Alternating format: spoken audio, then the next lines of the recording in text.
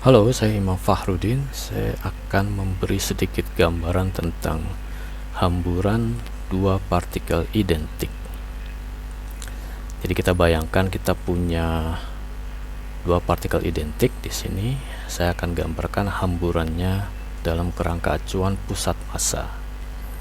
Dalam kerangka acuan pusat massa, kedua partikel identik ini bergerak dengan momentum yang sama besar namun berlawanan arah.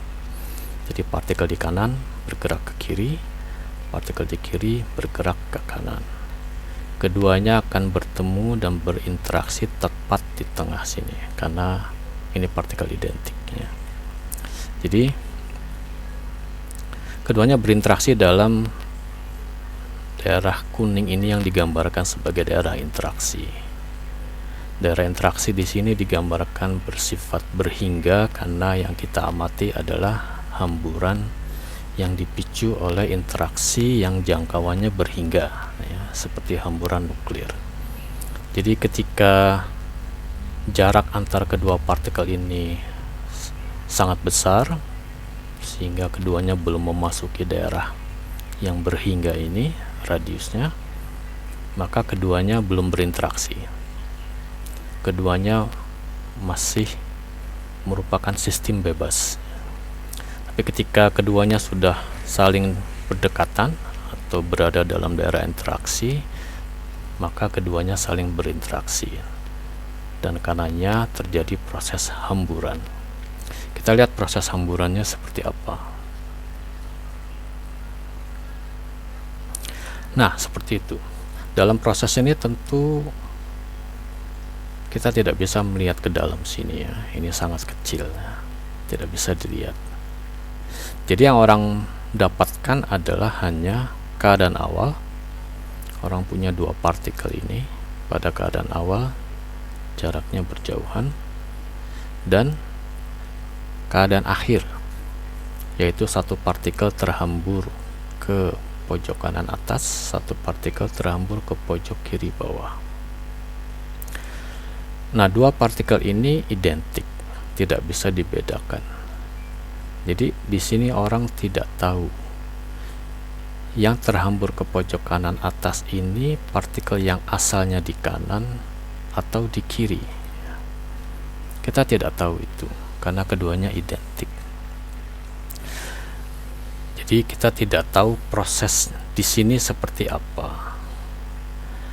Nah, dalam hal ini kita bayangkan semua proses yang mungkin, ya. Apa yang terjadi di sini? Apa yang terhambur ke pojok kanan atas dan pojok kiri bawah? Kita ambil kemungkinan pertama, proses A. Pada proses A kita bayangkan yang terjadi adalah seperti ini. Jadi partikel yang asalnya di kanan terhambur ke pojok kiri bawah, dan partikel yang asalnya di kiri terhambur ke pojok kanan atas. Ada satu kemungkinan lain, yaitu kita sebut saja proses B yang terjadi seperti ini.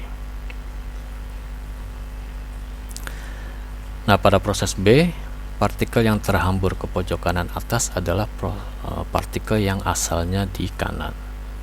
Sedangkan partikel yang terhambur ke pojok kiri bawah adalah partikel yang asalnya di kiri. Nah, yang mana yang sebetulnya terjadi?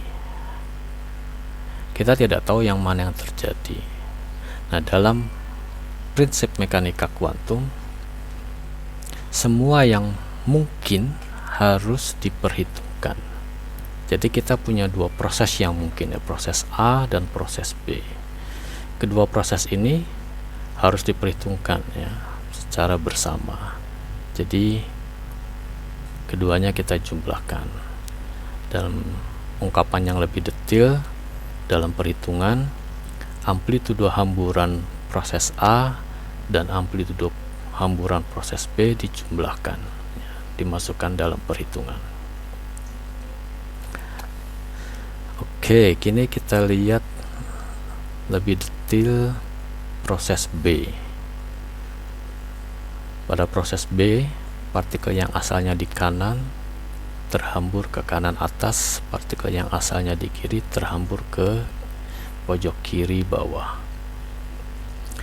Jika pada keadaan akhir kedua partikel ini dipertukarkan, maka yang terhambur ke kanan atas ini pada proses B itu adalah berarti partikel yang asalnya di kiri.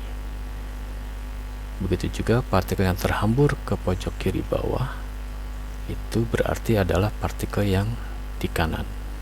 Dengan kata lain, proses B akan sama dengan proses A apabila pada keadaan akhir kedua partikel dipertukarkan. Nah, bicara pertukaran partikel, karena kita berurusan dengan partikel identik, maka penting dikenali kedua partikel ini dari jenis partikel apa, apakah boson atau fermion. Karena boson dan fermion keadaannya, fungsi gelombangnya memiliki sifat simetri yang berbeda ya. Untuk boson, fungsi gelombang atau keadaannya bersifat simetrik terhadap pertukaran partikel. Jadi jika kedua partikel ini dipertukarkan, anggap keduanya adalah boson, maka diperoleh keadaan atau fungsi gelombang yang sama dengan keadaan atau fungsi gelombang asal. Tapi jika keduanya fermion kemudian dipertukarkan, maka diperoleh fungsi gelombang atau keadaan yang berlawanan tanda terhadap keadaan atau fungsi gelombang asal. Karena keadaan dan fungsi gelombang fermion itu bersifat antisimetrik terhadap pertukaran partikel.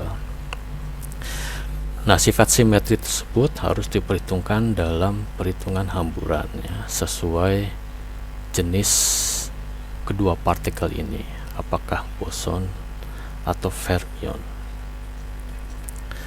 Demikian penjelasan singkat atau gambaran dari saya tentang hamburan dua partikel identik ya.